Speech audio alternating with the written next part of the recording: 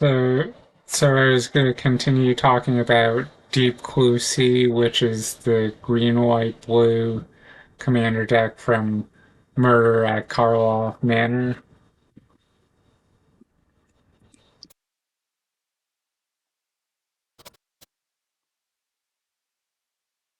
So we're at Farewell, which is a sorcery for 4 and 2 planes. It seems to be a fairly common um, card in these commander decks from Murat Karlov Manor. Um, so you can choose one or more, exile all artifacts, exile all creatures, exile all enchantments, or exile all graveyards. Next is Fumigate. It's a sorcery for 3 and 2 planes. Destroy all creatures. You gain 1 life for each creature destroyed this way. So pretty good if your opponent is playing a token deck. Oh hey, I gain a bunch of life in addition to getting rid of all of their creatures. Organic Extinction. It's a sorcery for 8 and 2 planes. Improvise. The reminder text. Your artifacts can help cast a spell. Each artifact you tap after you're done activating mana abilities pays for 1. Destroy all non-artifact creatures. So I mean, it's kind of pricey for a um, board wipe, but it specifies that's just getting rid of non-artifact creatures. So in a artifact deck, it's good. Search the Premise is it's an enchantment for 3 and 2 planes. Whenever a creature attacks you or a planeswalker you control, investigate. A reminder text. Create a clue token. It's an artifact with pay 2, sacrifice this artifact, draw a card. So, I mean, it's every time you get attacked, you're getting the ability to pay 2 to draw a card essentially because you know you're creating a token that's then getting sacrificed. um, Alandra Sky Dreamer. It's a 2/4 legendary creature, a merfolk wizard for 2 and 2 islands. Whenever you draw your second card each turn, create a 2/2 blue drake creature token with flying. Whenever you draw your fifth card each turn, Andra, Sky Dreamer, and Drakes you control get plus X until end of turn, where X is the number of cards in your hand. So that's pretty cool, depending on how many um, Drakes you have, and how many cards you have in your hand. You're pumping everything up. Plus X until end of turn. Confirm Suspicion. It's an instant for 3 and 2 islands. Counter target spell. Investigate 3 times. The reminder text to investigate. Create a blue token. It's an artifact with pay 2, sacrifice this artifact, draw a card. So, I mean, yes, 5 might be a lot for a counter spell, but you're then creating 3 clue tokens, which will be helpful for card draw later. Eternal Investigator. It's a 2/3 creature, a spirit for 3 and an island, has flying. Whenever Eternal Investigator enters the battlefield, investigate X times, where X is the number of points you have. It has the reminder text here, but I've mentioned that a few different times so far.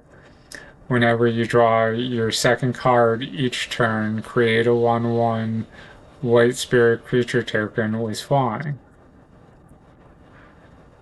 Finale of Revelation.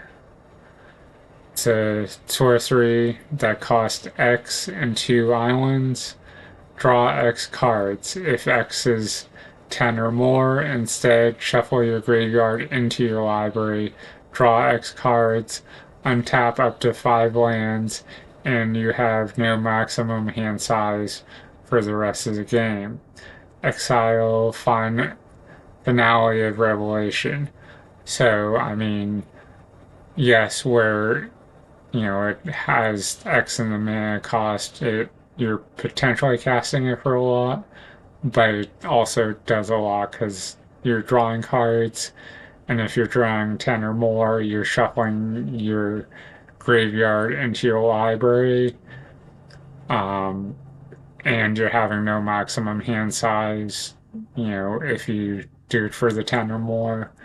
So, I mean, it's not a win condition, but it gets you to, um, you know, maybe drawing the win condition. And, if you're 10 or more, you're shuffling your graveyard into your library so you have more chances to draw stuff. Um, you know, um, Kappa can near probably mispronounce that. It's a 4/4 artifact creature, a turtle warrior for 5 and an island. Improvise. The reminder text is your artifacts can help cast this spell. Each artifact you tap after you're done activating mana abilities pays for 1. Has Ward 4, and whenever an artifact enters the battlefield under your control, put a 1/1 counter on Kappa Cannoneer, and it can't be blocked this turn. So, like another cool card for an artifact deck.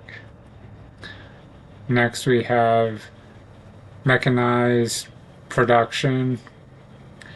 It's a enchantment aura for 2 and 2 islands. Enchant artifact you control. At the beginning of your upkeep, create a token that's a copy of enchant artifact. Then, if you control 8 or more artifacts with the same name as one another, you win the game. Now, the interesting thing about this is it just says 8 or more artifacts with the same name as one another.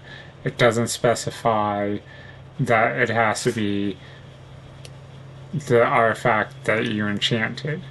So, where this deck focuses on making clue tokens, if you happen to have 8 or more clue tokens on the battlefield, with this on the battlefield, when it goes to check the state base um, stuff during your turn, it says, hey, 8 or more, same name, and you win the game.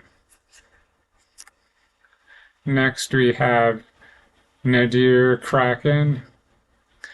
It's a 2/3 creature, a Kraken for 1 and 2 islands. Whenever you draw a card, you may pay 1.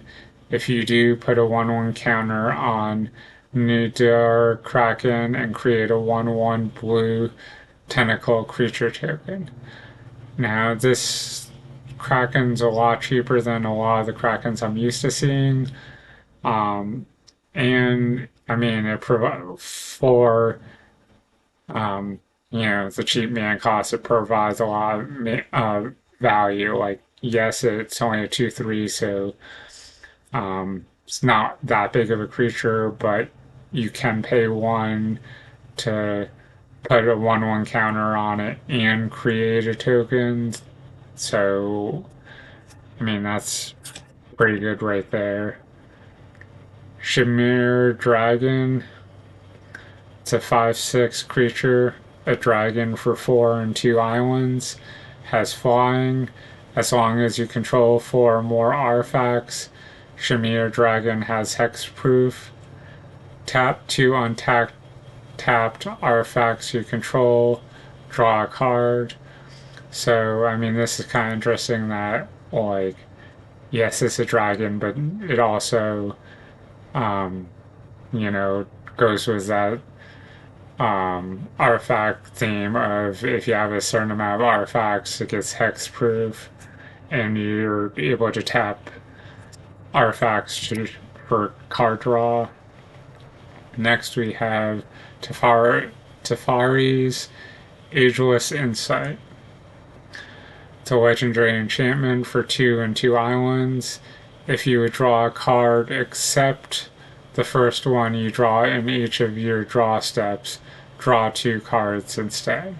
So, I mean, with the clue tokens that you're sacrificing to draw a card, you're drawing 2 cards there. And then there's obviously other cards in here that allow for card draw. So as long as this artifact's on the battlefield and isn't getting removed, you're, drawing more quicker, which is pretty cool. Tezzeret, Betrayer of Flesh. It's a legendary planeswalker. Obviously, the planeswalker is Tezzeret. Costs 2 and 2 islands. The first activated ability of an artifact you activate each turn costs 2 less to activate. And it starts with 4 loyalty counters. The +1 is draw 2 cards, then discard 2 cards unless you discard an artifact card. The -2, target artifact becomes an artifact creature. If it isn't a vehicle, it has base power and toughness of 4/4. The -6 is you get an emblem with whenever an artifact you control becomes tapped, draw a card. So, I mean, obviously it has card draw, and then you're potentially making artifacts into creatures. Next we have Thought Monitor. It's a 2/2 artifact creature, a construct for 6 and a planes. Affinity for artifacts. So it doesn't have a reminder text or explanation of that, but I believe affinity for artifacts works like affinity for a lot of other things where it might make the mana cost less. I would suggest looking that up if I'll try to do it after uploading this video and leave it in the comments, but if I don't, just look up Infinity before playing this deck just so you know ahead of time. It has flying. When Thought Monitor enters the battlefield, draw 2 cards. Next we have Hornet Queen. It's a 2/2 creature, an insect for 4 and 3 forest, which, 7 mana, 3 of which is a color. Might seem like a lot, but it has flying, death touch, and when Hornet Queen enters the battlefield, you're creating 4 1/1 insect creature tokens with flying and death touch. So you're essentially getting 5 creatures with flying and death touch for that mana. If you have any kind of token multipliers, parallel lives, doubling season, anything like that, primal vigor, it says, hey, these 4/1/1s, it might be 8 or Depending on how many token multipliers you're potentially putting on more than 8 of the 1/1 tokens. Next, we have Jalrel Milwanova Recluse.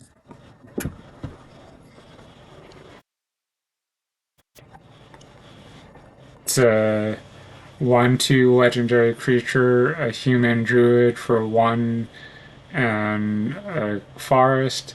When you draw your second card each turn, create a 2/2 green cat creature token. You can pay 4 and 2 forest. Until end of turn, creatures you control have base power and toughness XX, where X is the number of cards in your hand. So that's pretty cool that it's creating a token from you drawing your second card plus being able to pay 6 to make your creature's base power XX depend on how many cards you have in your hand, with how many different things you have in this deck for card draw.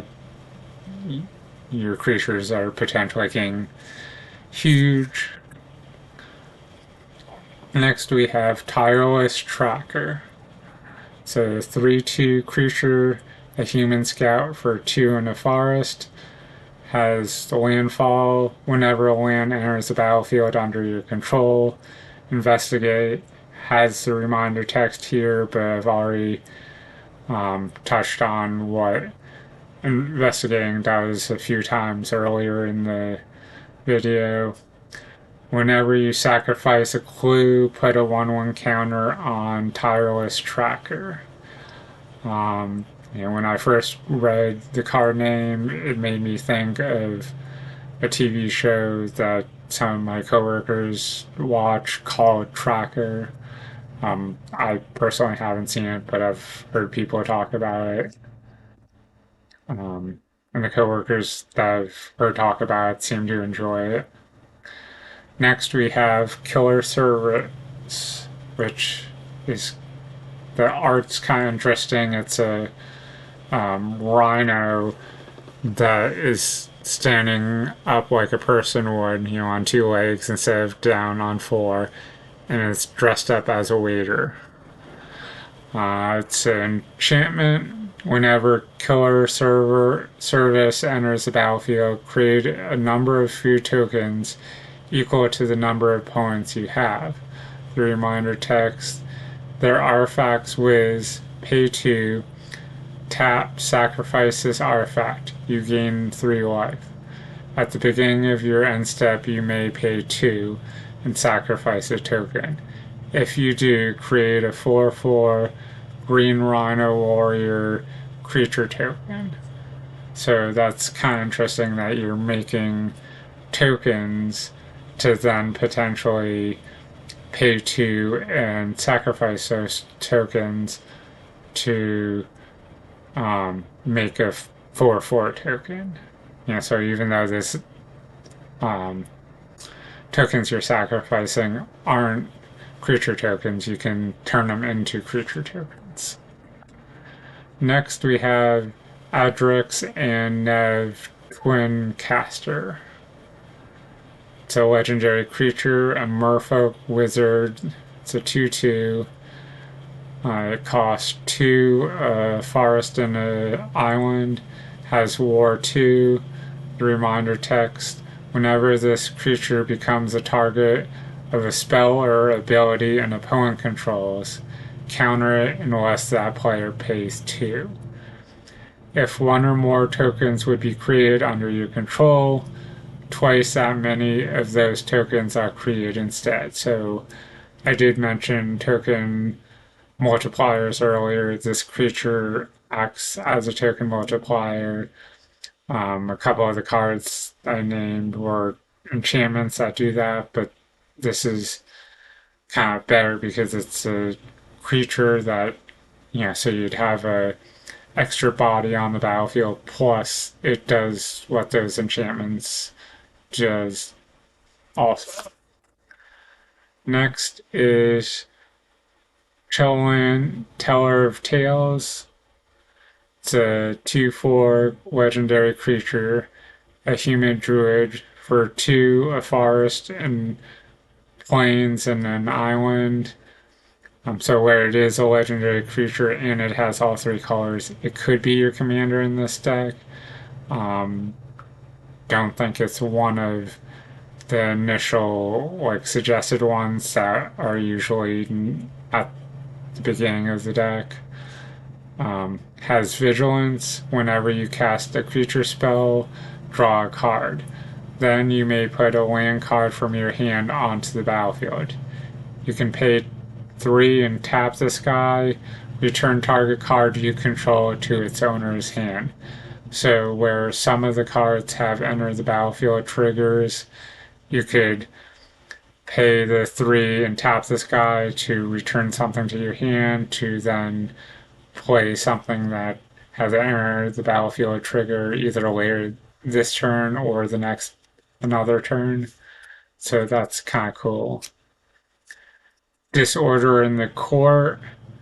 It's a instant for that cost X and planes and an island. Exile target creatures, then investigate X times. Return the exile cards to the battlefield tapped under their owner's control at the beginning of the next end step. And then it has a reminder text. So, I mean, where it's an instant, you could either do it on your turn or your opponent's. If you go to attack and your opponent's block, you could exile those cards that are potentially blocking to then, make a certain amount of clue tokens, and then they get returned to the battlefield tap. So, if your opponent has bigger creatures, oh hey, my creature's not going to die because your creatures are getting removed from combat. Next we have Izix's Fractal Bloom. It's a 4/4 legendary creature, a fractal for 4, and a forest and a island. It has flying. The first time you would create 1 or more tokens during each of your turns, you may instead choose a creature other than Essex Fractal Bloom and create that many tokens that are copies of that creature. So that's kind of interesting that you could make tokens of one of your creatures other than this guy that's making those tokens copy of something else. Hydroid Crisis. It's a 0/0 creature, a jellyfish hydra beast that costs X, a forest and an island. When you cast a spell, you gain half X life and draw half X cards, rounded down each time. Has flying and trample. Hydroid Crisis enters the battlefield with X 1/1 counters on it. So I've had this particular card in decks before, both physical decks and decks on Magic Arena. Kind of fun, given it cost X, so early on you might only be slapping a 2/2 on the battlefield, but depending on land and mana rocks and stuff later on in the game, that can get pretty big, and you're then drawing and gaining life.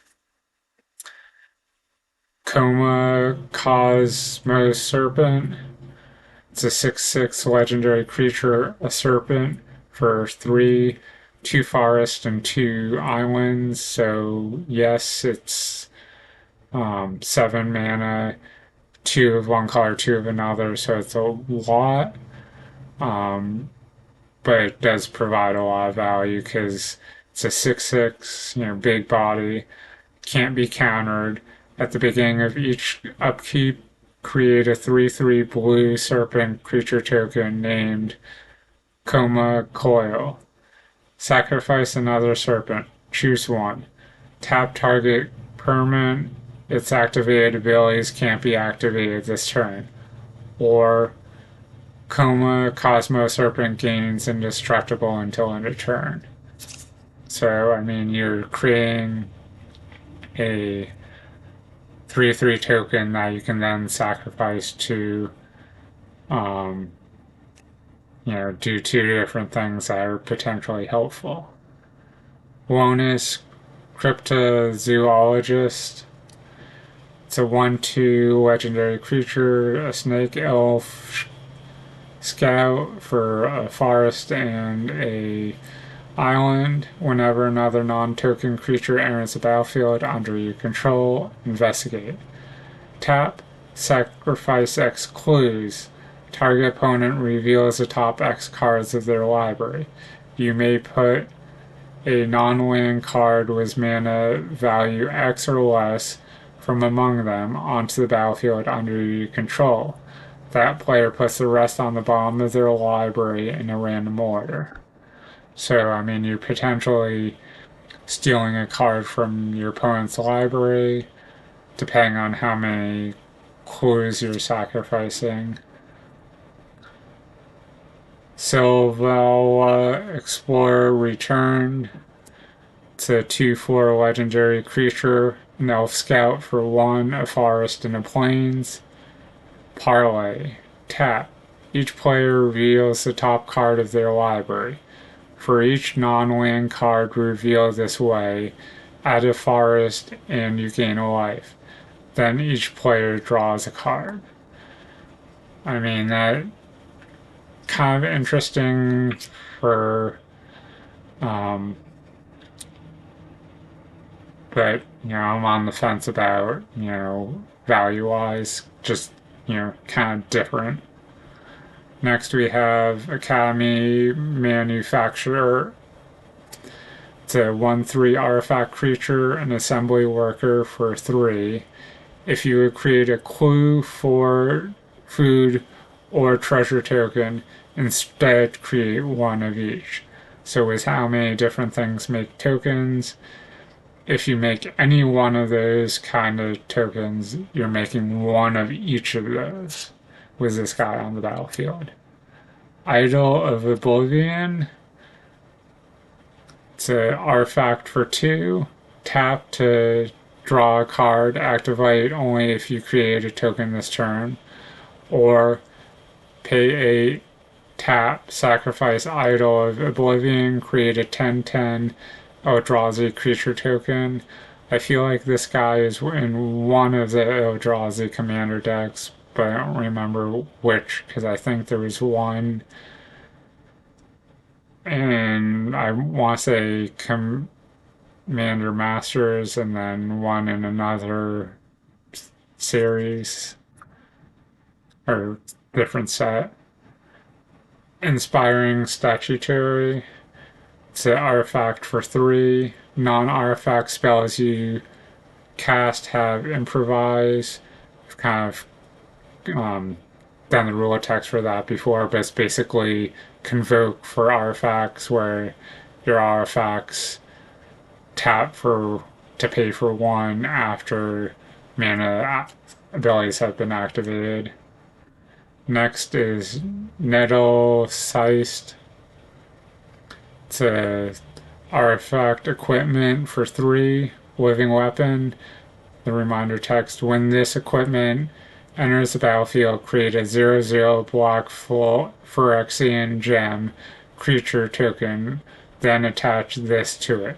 Equipped creature gets +1/+1 for each artifact and or enchantment you control. So where this has a lot of artifacts in this deck, that would potentially get big quick. The equip cost is 2, so if that Phyrexian gem creature token dies, you can just equip this to something else. Psychosis Crawler. It's a star, an artifact creature, Phyrexian Horror for 5. Phyrexian Crawler's power and toughness are equal to the number of cards in your hand. Whenever you draw a card, each opponent loses a life. So not only is this guy potentially big because you have a lot of stuff for card draw, but for each card you draw, your opponents are losing life. Now we're getting to the land part. Canopy Vista land, and then it specifies forest plains in the land line, so you can search for this. And then in parentheses, tap to add forest or plains. Canopy Vista enters the battlefield tapped unless you control 2 or more basic lands.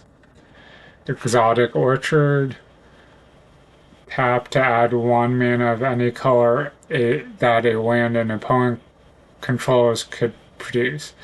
One of the few lands, non-basic lands, that doesn't enter tapped. Irrigated farmland. So it's similar to the Vista card. It's just this one's for plains and islands. And again, it's searchable. The reminder text or parentheses says to tap to add a plains or island. Irrigated farmland enters the battlefield tapped. This one actually has cycling too. The Vista one does not. So they might have came from different sets or just maybe just a couple of different types of those in one set. But yeah, cycling 2, the reminder text, pay 2, discard this card to draw a card. Prism Stream, it's a land, plains, island, so again, it says in the type type of land in the land line, so you can search for this. Reminder text, tap to add a plains or island. Plain stream enters the battlefield tapped unless you control 2 or more basic lands. So this one is more like the Vista than the farmland one. The farmland one has cycling.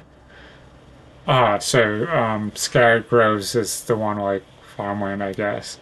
This one's land, forest, plains. The reminder text is tap to add a forest or plains. Scattered Groves enters the battlefield tapped. Cycling 2. The reminder text tapped or pay 2, discard this card to draw a card. Next we have Sky Cloud expands, tap 1 or pay 1, tap this land, add a plains and a forest. So you're paying 1, it could be colorless or 1 of any color to get 2 mana. 1's a plains, 1's an island. Spire of Industry.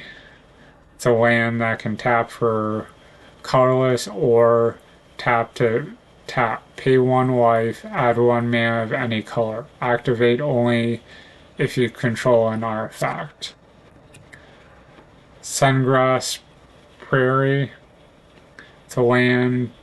Pay 1, tap, get a forest and an island. So, 2 different colors that, cost 1 to get those 2. Temple of Enlightenment. It's a land. Temple of Enlightenment enters the battlefield tapped. When Temple of Enlightenment enters the battlefield, scry 1. Tap to add a plains or forest. Temple of Mystery. Same thing, just different color combo. Temple of Mystery enters the battlefield tapped. When Temple of Mystery enters the battlefield, scry 1. Tap to add a forest or island. Temple of Plenty, same thing, different color combo. Temple of Plenty enters the battlefield tapped. When Temple of Plenty enters the battlefield, scry 1. I don't think it's been mentioned in this video, but scry, you're looking at the top card and then deciding if you want to put it at the top of your library or the bottom of the library. So kind of helpful, and so it's a land that also helps with, do I want that card for my next draw or not? You tap for a forest or plains. Sword to plowshares. It's an instant for a single plains. Exile target creature. Its controller gains life equal to its power. So you get rid of an annoying creature by exiling it, but if you're exiling an opponent's creature, depending on how big it is, you're potentially allowing them to gain life. So kind of a drawback to how cheap it is. Erdwall Illuminator. It's a 1/3 creature, a spirit for 1 in a point or 1 in an island. Has flying. Whenever you investigate for the first time each turn, investigate an additional time. Junk Winder.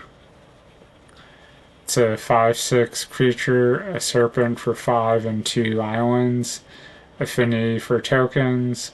The reminder text: this spell costs 1 less to cast for each token you control. So I guess that's the answer to the other creature that had affinity for artifacts but didn't have it explained. The affinity for artifacts, like I thought, would be cost 1 less, but that would only be towards the colorless. Whenever a token enters the battlefield under your control, tap target non-land permanent an opponent controls. It doesn't untap during its controller's next untap step. So, where this has a lot of stuff, a lot of tokens for the deck, you're potentially tapping a lot of your opponent's creatures and or artifacts to have them not be able to block with their creatures or tap mana rocks on their next turn. I'm going to end the video here, and next time I will be starting with ongoing investigation. So hopefully you found some value in this, and check back soon for some more Magic and video game related videos. Thanks and have a good day.